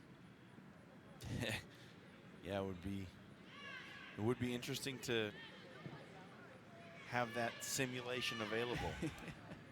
Looks like the Jays, you saw a moment ago on your screen, looks like they might be prepared to sub in a goalkeeper here. They haven't had many matches like this where they have some clear daylight between themselves and an opposition in the second half in recent years. And we are going to see that goalkeeping switch now, as this is Keelan Terrell making her Jays debut. Born in Dublin, but grew up in Kansas. She replaces Katie Sullivan. Made some good saves today, especially that double stop a few minutes ago that kept this at 5-2. And Terrell, the Jays are very excited about as well. Plans to major in biology and become a veterinarian eventually, but she's someone that the Jays are looking to push Katie Sullivan and battle with her for that #1 goalkeeping shirt throughout the rest of this year and the next few. That breaks the consecutive minutes played streak for Sullivan also. I mean, she did Katie Sullivan every match and played every second of every match during her redshirt freshman season, and now gives way to the redshirt freshman Keelan Terrell. Terrell wasn't available for the first 4 matches of the year. A minor injury that kept her out. She was working her way back from that. Now here's Kylan Grubb. One-time ball from Daphne Narope. Wasn't quite on target.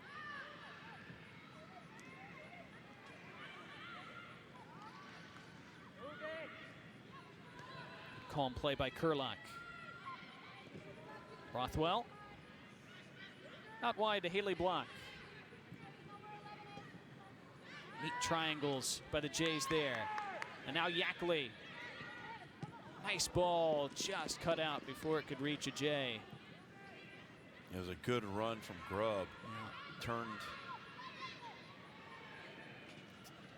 right off of her defender after making that pass back to the inside and showed her numbers to Yackley.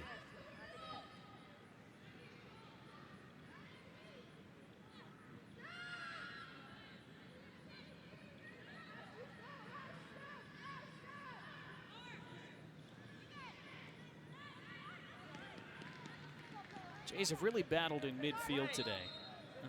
A lot of the attacking sequences they've started has Eastern have this throw, much to the consternation of the Jays and their fans.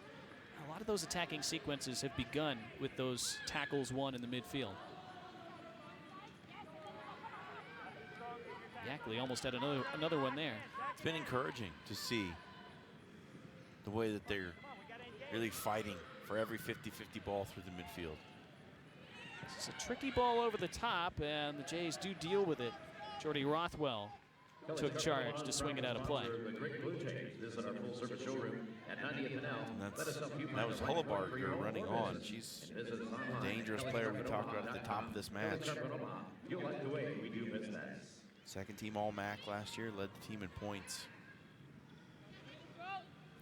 Hullebarger having to go under the little sprinkler roller there to retrieve that ball. Now it does fall to Hullebarger again before it's booted back into touch by Grimaldi.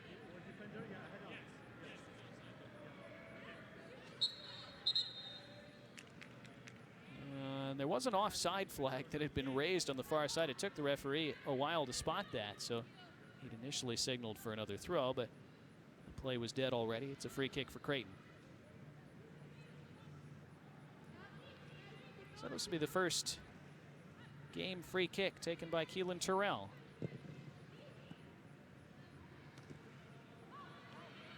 Flicked on by Kurlock. Jays again able to outnumber in the midfield and win the ball.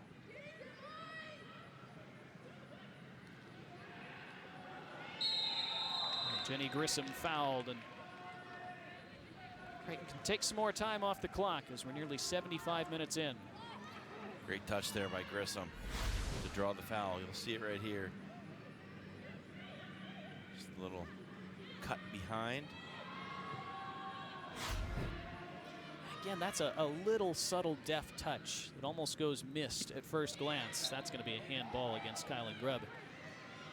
There's little moments like that. You just didn't see the Jays be able to accomplish moves like that in years past. Well, it's also, you've got players who come in with more raw skills than this program has seen in a while.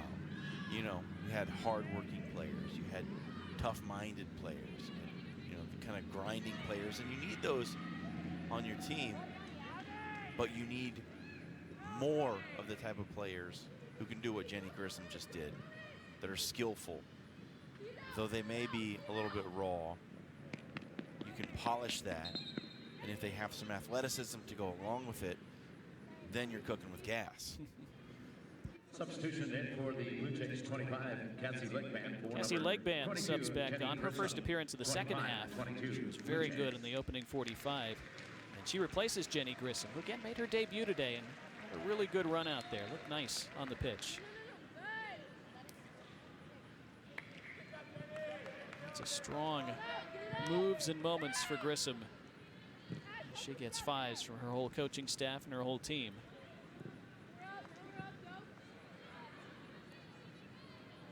And regardless of the positive scoreline today, which is great for Creighton, it's also been great to see players like Grissom come on and get their feet wet and play well when given an opportunity, because the Jays are going to need that depth.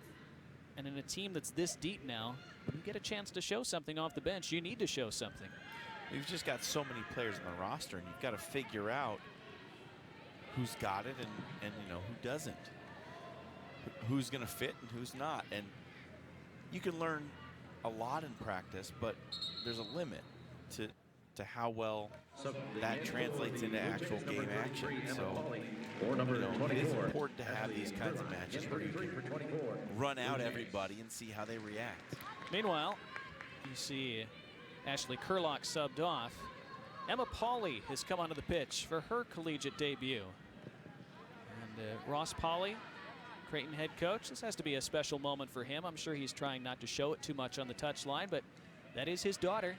And he has just subbed his daughter onto the pitch. And he said before the year, yeah, it's special to have her on the team. She knows my expectations. She knows she's going to have to earn her playing time just like everybody else. And still, that has to be a special moment as a dad, as a coach.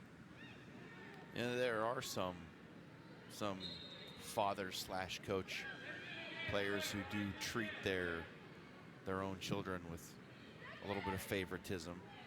But the thing that I've run into most when you have a parent coaching their child, they're actually harder on their own children because they don't want it to be perceived that they're, practicing some kind of twisted nepotism. So, the expectations and the standards, they're often higher for the coach's kid. And there was Polly with her first touch. Took it down well. Her ball was off Grubb. Polly wearing number 33 in the middle of your picture.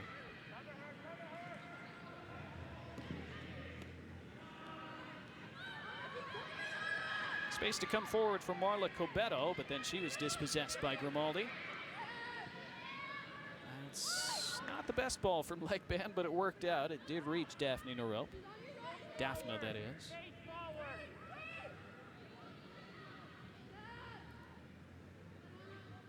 Now here's Heinrich, who's been a little more quiet since coming back on here in the second half, but trying to make some noise now, but tackled away eventually by Nicole Remedios, who stuck to her task well. There's the part of the game that Heinrich is just going to have to get a little bit more used to, is in the college women's game, the physicality is much greater. You're going to get heavy challenges. You're going to get bumped off the ball. And right there you saw Heinrich tried the speed move to the inside and had the defender beat, but lost the physical challenge. Frederick dispossessed by Heinrich, who's on the move now. Skylar Heinrich with Frederick trying to track her down from behind. Now Heinrich feeds Yackley. He's in a lot of space. Yackley couldn't pick out a teammate. And it's a poor giveaway from Yackley. She had leg band, but just didn't strike the ball quite cleanly enough. It ends up at the foot of an Eagle.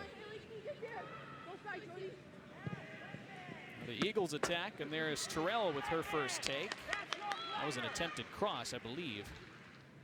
From the right side, Kristen Hollebarger with the bend on that she wanted.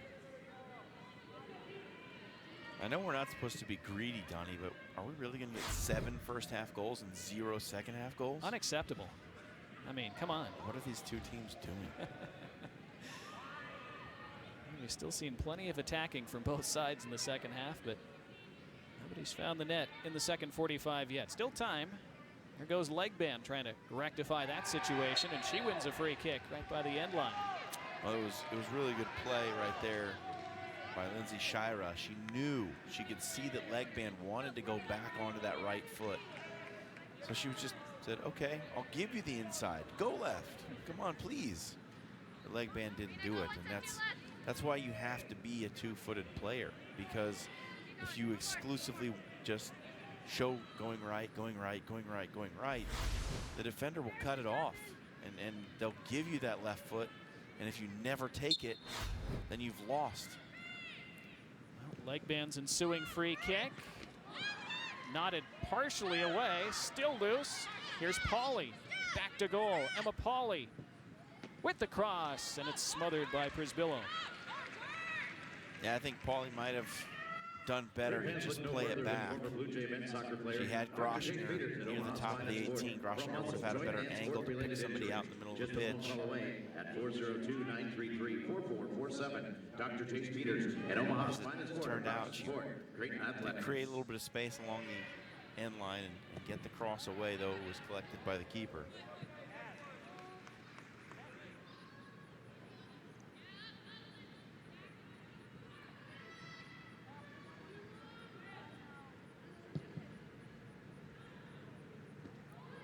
Pauly winning a aerial ball in midfield, but it's back with Eastern along their back line.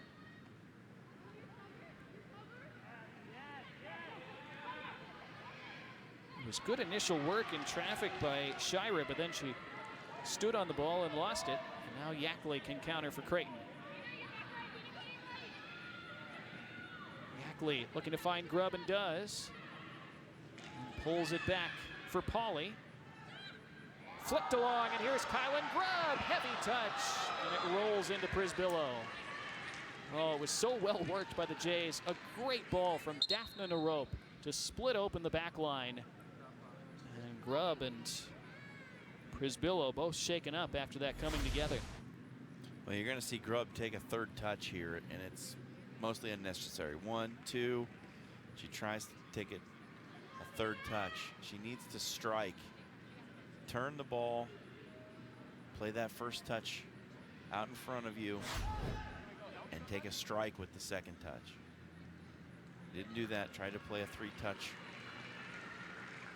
shot, and it was too close. How about that little flick, though, by Daphne Narope at the top of the box? It was very nifty indeed. Hopefully we can have another look at it, but still checking on Prisbillo, the Eastern netminder, to make sure she's okay to continue, because it looked like Grubb fell on her head in that follow-through from that awkward tussle.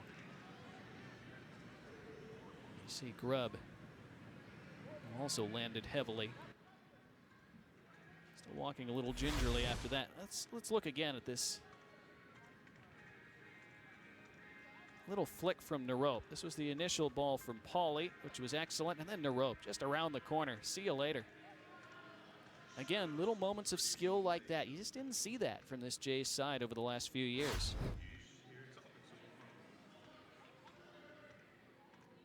Narope, another one of those freshmen who comes in, like we talked about, with the raw talent, the accumulated skills of a long and well-coached youth career.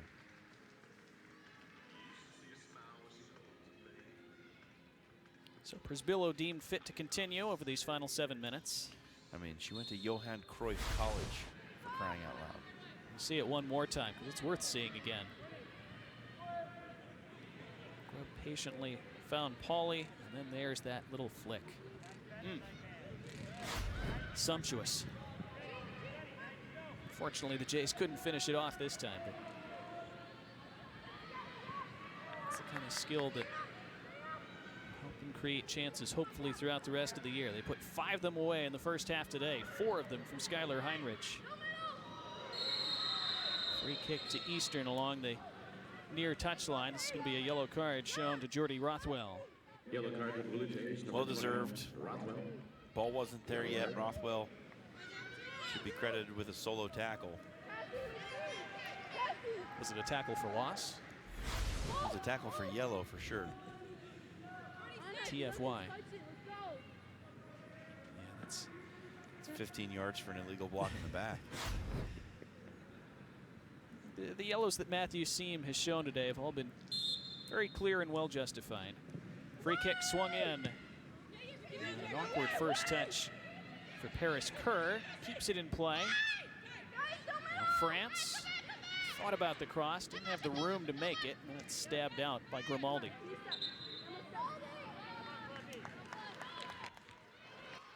Sub again for the Blue Jays, will be number 14, Josie Clough. Jays have Josie Clough coming into the match. This is her first appearance this year. She redshirted last year after seeing the pitch 12 times in 2017. Number 17. She replaces number 19. Gabby Grimaldi. Marla Covetto, and number 23, Lindsay Shira. Josie Clough has a twin brother named Will. Her father, John, ran track at Richmond.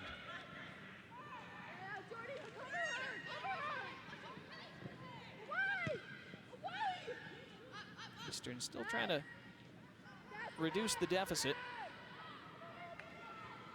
Here's leg band.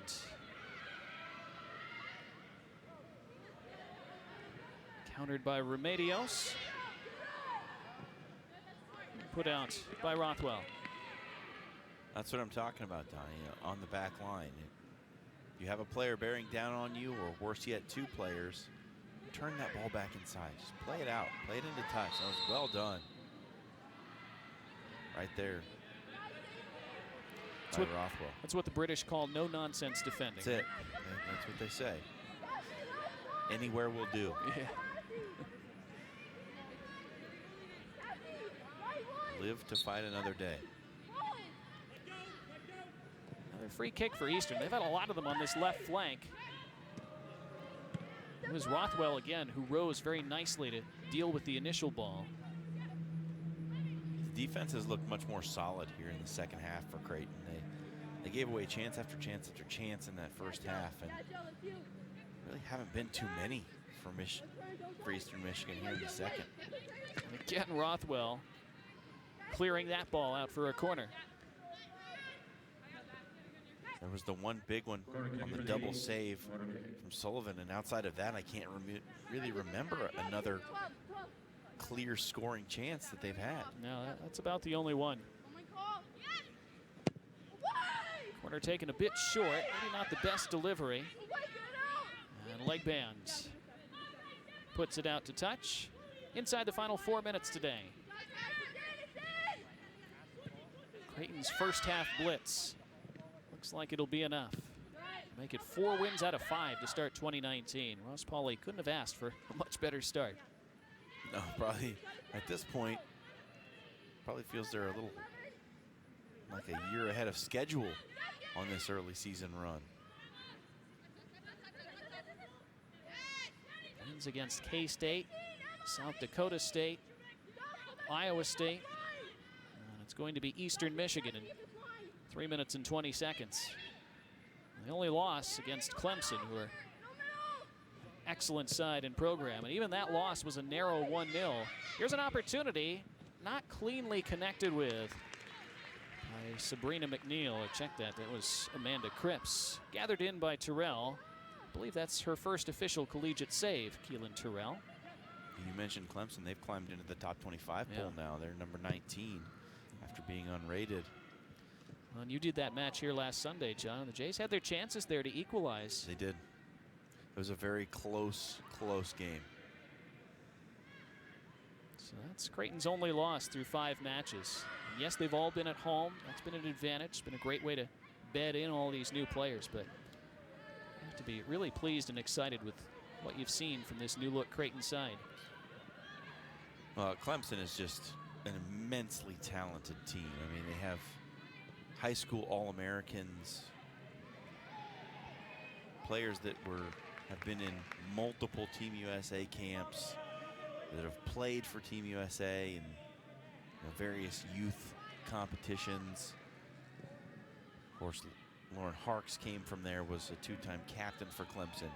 But you look up and down that Clemson roster, and they're just littered with All-American, 4-time All-Stater, got called up to the national team camp, trained with the national team, played for the national team.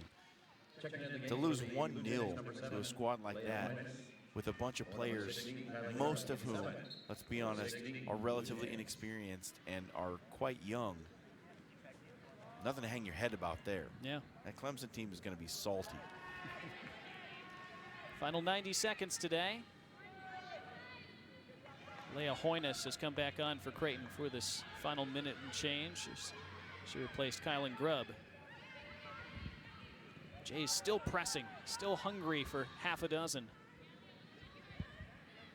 Might not quite get there, but still have done plenty enough for another solid victory today.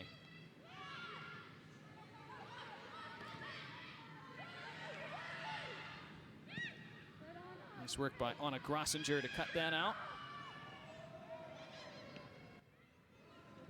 Eastern still searching for their third of the afternoon. This is swept away by Josie Clough. Well, the Skylar Heinrich hype train was already in full effect, and after this one, her 4-goal first half, it's going to be on overdrive as here's a turn and scuffed effort by Paris Kerr. We talked about not wanting to hype Skylar Heinrich up too much at the start of the year, but I think we're fully justified in hyping her now. Here's Leah Hoynes. Hoynes 1-on-2. Nobody up with her in white and blue, and now she waits for support from Emma Yackley, whose return ball to Hoynes was a bit heavy. And that might be the final action of the afternoon. Yeah, and the defender had fallen asleep there too. A better ball, and Hoynes has a 1-on-1 with the keeper. A chance to make it 6. We have 14 seconds on the clock. 10, 9. Now inside 8, the final 10. 7, The Creighton Bluejays with a prolific first half. And they improve to 4-1 here in 2019. 90 minutes complete at Morrison Stadium. The Blue Jays continue their excellent start to this new season. It finished at Morrison. Creighton 5, Eastern Michigan 2. Well, coming in, we didn't say it before the match, Donnie, but on paper, this is a team that Creighton should beat. They're from a lesser conference, the MAC. Creighton, of course, in the Big East. And if you want to be taken seriously as a program, teams that are below you in the tier, you have to beat them. They did that today.